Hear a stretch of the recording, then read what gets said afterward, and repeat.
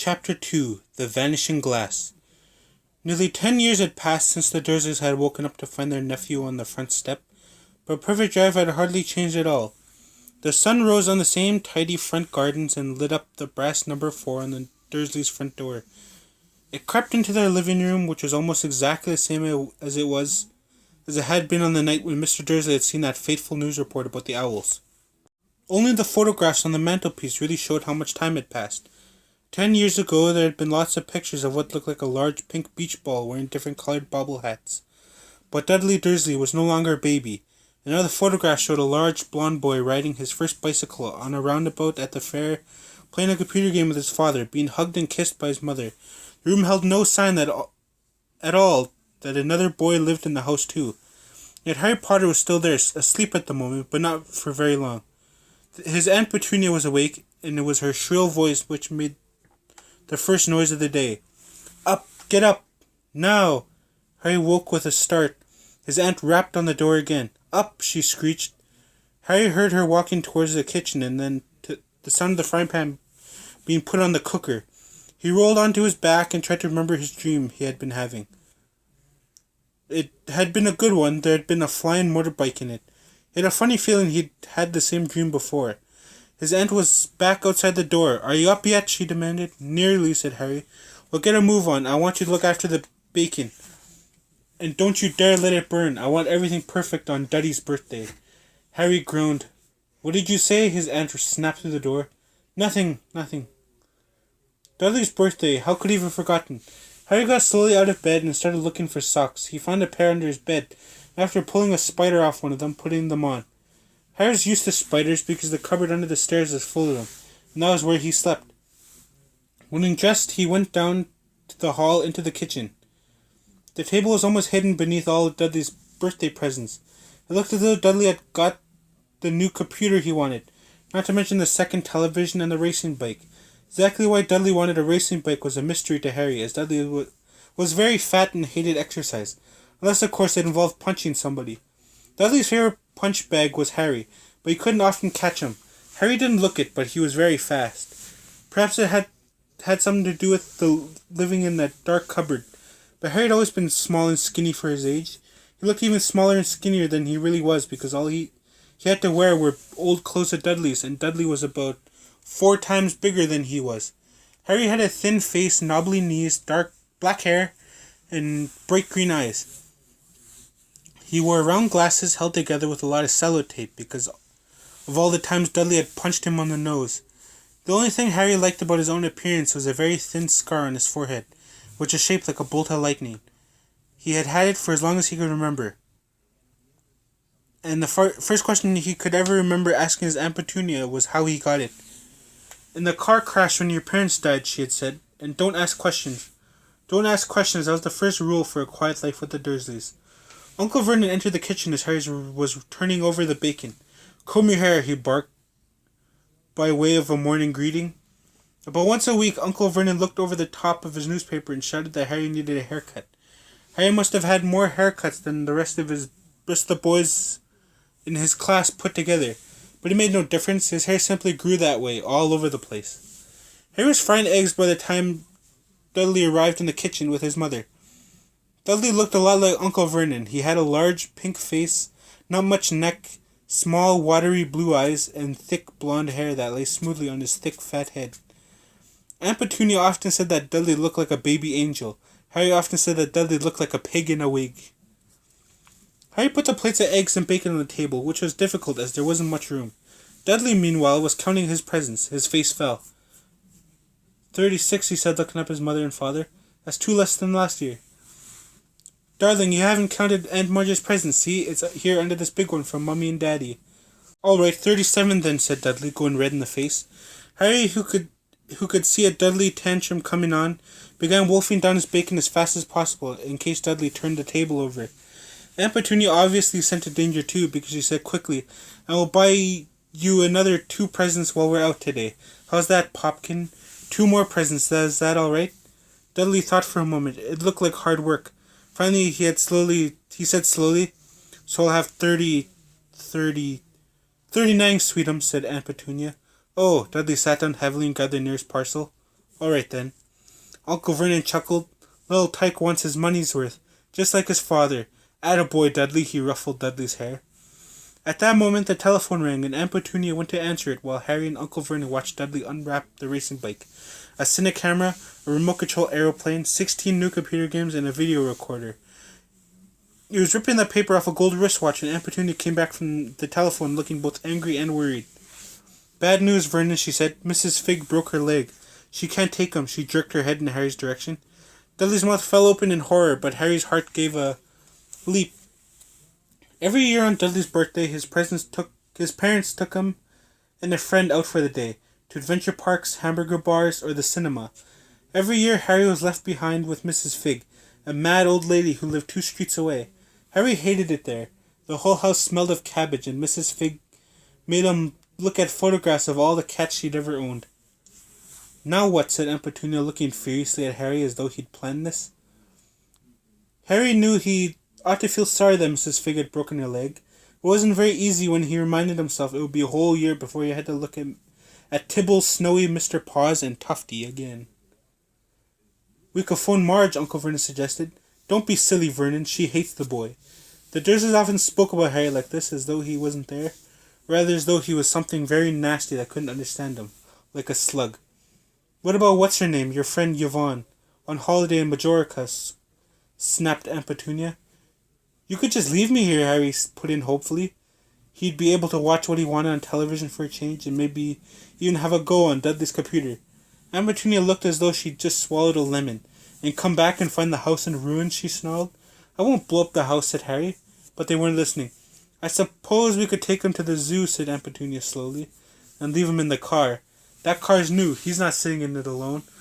Dudley began to cry loudly. In fact, he wasn't really crying. It had been years since he'd really cried. But he knew that if he screwed up his face and wailed, his mother would give him anything he wanted. I hate this. Dinky Daddy-Dums, don't cry. Mommy won't let him spoil your special day, she cried, flinging her arms around him.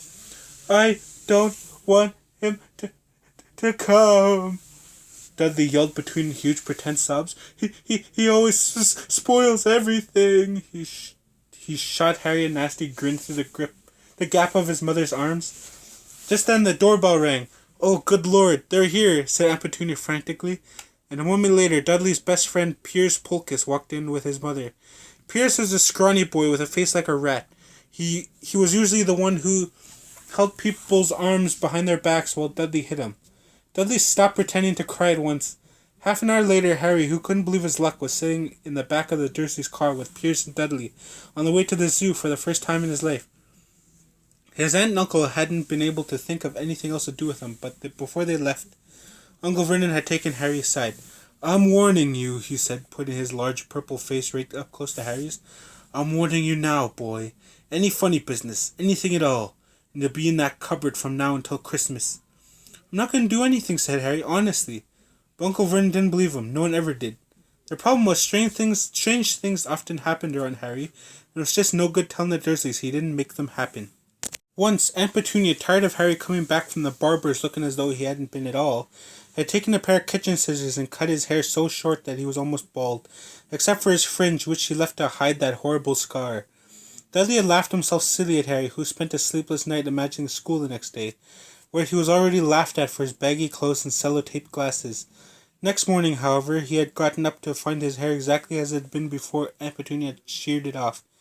He had been given a week in his cupboard for this, even though he had tried to explain that he couldn't explain how it had grown back so quickly. Another time, Aunt Petunia had been trying to force him into a revolting old jumper of Dudley's, brown with orange baubles. The harder she tried to pull it over his head, the smaller it seemed to become, until finally it might have fitted a glove puppet, but certainly wouldn't fit Harry. Aunt Petunia had decided it must have shrunk in the wash, and to his great relief, Harry wasn't punished. On the other hand, he'd gotten into trouble for being found on the roof of the school kitchens. Dudley's gang had been chasing him as usual when, as much to Harry's surprise as anyone else's, there he was sitting on the chimney. The Dursleys had received an angry letter from Harry's head mistress telling them Harry had been climbing school buildings, but all he tried to do, as far as he shouted at Uncle Vernon through the locked door of his cupboard, was jump behind the big bins outside the kitchen doors. Harry supposed that the wind must have caught him in mid-jump. But today nothing was going to go wrong. It was even worth being with Dudley and Pierce to be spending the day somewhere that wasn't school, his cupboard, or Mrs. Figg's cabbage-smelling living room. While he drove, Uncle Vernon complained to Aunt Petunia. He liked to complain about things. People at work, Harry. The council, Harry. The bank, and Harry were just a few of his favorite subjects. This morning, it was motorbikes. Roaring along like maniacs, the young hoodlums, he said as a motorbike overtook them. I had a dream about a motorbike, said Harry, remembering suddenly. It was flying. Uncle Vernon nearly crashed into the car in front. He turned right around in his seat and yelled at Harry, his face like a gigantic beetroot with a mustache. Motorbikes don't fly! Dudley and Pierce sniggered. I know they don't, said Harry. It was only a dream. But he wished he hadn't said anything. If there was one thing the Dursleys hated more than his asking questions was his talking about anything acting in a way it shouldn't. No matter if it was a dream or a cartoon. They seemed to think he might get dangerous ideas. It was a very sunny Saturday and the zoo was crowded with families. The Dursleys bought Dudley and Pierce large chocolate ice creams at the entrance. And then, because the smiling lady in the van had asked Harry what he had wanted before they could hurry him away, they bought him a cheap lemon ice lolly. It wasn't bad either, Harry thought, licking it as they watched the gorilla scratching its head and looked remarkably like Dudley. Except that it wasn't blonde. Harry had had the best morning he'd had in a long time. He was careful to walk a little way apart from the Dursleys so that Dudley and Pierce, who were starting to get bored with the animals by lunchtime, wouldn't fall back on their favorite hobby of hitting him. They ate in the zoo restaurant, and when Dudley had a tantrum because his Knickerbocker glory wasn't big enough, Uncle Vernon bought him another one, and Harry was allowed to finish the first. Harry felt afterwards that he should have known it was all too good to last. After lunch, they went to the reptile house. It was cool and dark in here, with lit windows all along the walls. Behind the glass, all sorts of lizards and snakes were crawling and slithering over bits of wood and stone. Dudley and Pierce wanted to see huge poisonous cobras and thick man-crushing pythons. Dudley quickly found the largest snake in the place. It could have wrapped its body twice around Uncle Vernon's car and crushed it into a dustbin. But at that moment, it didn't look in the mood. In fact, it was fast asleep. Dudley stood with his nose pressed against the glass, staring at the glistening brown coils. Make it move, he wanted his father. Uncle Vernon tapped the glass, but the snake didn't budge. Do it again, Dudley ordered. Uncle Vernon rapped the glass smartly with his knuckles, but the snake just snoozed on. This is boring, Dudley moaned. He shuffled away. Harry moved to front of the tank and looked intently at the snake. He wouldn't have been surprised if it had died of boredom itself. No company except stupid people drumming their fingers on the glass trying to disturb it all day long. It was worse than having a cupboard as a bedroom, where the only visitor was Aunt Petunia hammering on the door to wake you up. At least he got to visit the rest of the house. The snake suddenly opened its beady eyes slowly, very slowly, raised his head until its eyes were on a level with Harry's. It winked. Harry stared. Then he looked quickly around to see if anyone was watching. They weren't. He looked back at the snake and winked too. The snake jerked its head towards Uncle Vernon and Dudley, then raised its eyes to the ceiling. It gave Harry a look that said quite plainly, I get that all the time. I know, Harry murmured through the glass, though he wasn't sure the snake could hear him. It must be really annoying. The snake nodded vigorously. Where do you come from anyway? Harry asked. The snake jabbed its tail at a little sign next to the glass. Harry peered at it. Boa constrictor, Brazil. Was it nice there? The boa constrictor jabbed his tail at the sign again, and Harry read on. This specimen was bred in the zoo. Oh, I see. So you've never been to Brazil. The snake shook its head. A deafening shout behind Harry made both of them jump. Dudley, Mr. Dursley, come and look at the snake. You won't believe what it's doing. Dudley came waddling towards him as fast as he could. Out of the way, you, he said, punching Harry in the ribs. Caught by surprise, Harry fell hard on the concrete floor. What came next happened so fast no one saw how it happened. 1 second, Pierce and Dudley were leaning right up close to the glass. The next they had leapt back with howls of horror. Harry sat up and gasped. The glass of the in front of the boa constrictor's tank had vanished. The great snake was uncoiling itself rapidly, slithering out onto the floor. People throughout the reptile house screamed and started running for the exits. As the snake swiftly As the snake slid swiftly past them, Harry could have sworn a low hissing voice said, "Brazil, here I come. Thanks, amigo." The keeper of the reptile house was in shock. "But the glass," he kept saying. "Where did the glass go?" The zoo director himself made Aunt Petunia a cup of strong, sweet tea, while he apologized over and over again. Piers and Dudley could only gibber. As far as Harry had seen, the snake hadn't done anything except snap playfully at their heels as it passed. But by the time they were all back at Uncle Vernon's car. Dudley was telling him how it had nearly bitten off his leg, while Piers was swearing that it tried to squeeze him to death. But worst of all, for Harry at least, was Piers calming down enough to say, "Harry was talking to it. Weren't you, Harry?" Uncle Vernon waited until Piers was safely out of the house before starting on Harry. He was so angry he could hardly speak. He managed to say was, "Go! Cupboard! Stay! No meals!" before he collapsed into a chair and Aunt Petunia had to run and get him a large brandy. Harry lay in his dark cupboard much later, wishing he had had a watch. He didn't know what time it was, and he couldn't be sure the Dursleys were asleep yet. Until they were, he couldn't risk sneaking into the kitchen for some food. He lived with the Dursleys almost 10 years. 10 miserable years, as long as he could remember. Ever since he'd been a baby and his parents had died in that car crash, he couldn't remember being in the car when his parents had died. Sometimes when he strained his memory during long hours in his cupboard, he came up with a strange vision. A blinding flash of green light and a burning pain on his forehead. This, he supposed, was the crash, though he couldn't imagine where all the green light came from. He couldn't remember his parents at all. His aunt and uncle never spoke about them, and of course he was forbidden to ask questions. There was no photographs of them in the house. When he had been younger, Harry had dreamed and dreamed of some unknown relation coming to take him away, but it had never happened. The Dursleys were his only family. Yet sometimes he thought, or maybe hoped, that strangers in the street seemed to know him. Very strange strangers they were too. A tiny man in a violet top hat had bowed to him once while out shopping with Aunt Petunia and Dudley. After asking Harry furiously if he knew the man, Aunt Petunia had rushed them out of the shop without buying anything. A wild-looking old woman dressed in all green had waved merrily at him once on a bus. A bald man in a very long purple coat had actually shaken his hand in the street the other day and then walked away without a word. The weirdest thing about all these people was the way they seemed to vanish the second Harry tried to get a closer look. At school, Harry had no one. Everybody knew that Dudley's gang hated that odd Harry Potter in his baggy old clothes and broken glasses, and nobody liked to disagree with Dudley's gang. End of Chapter 2.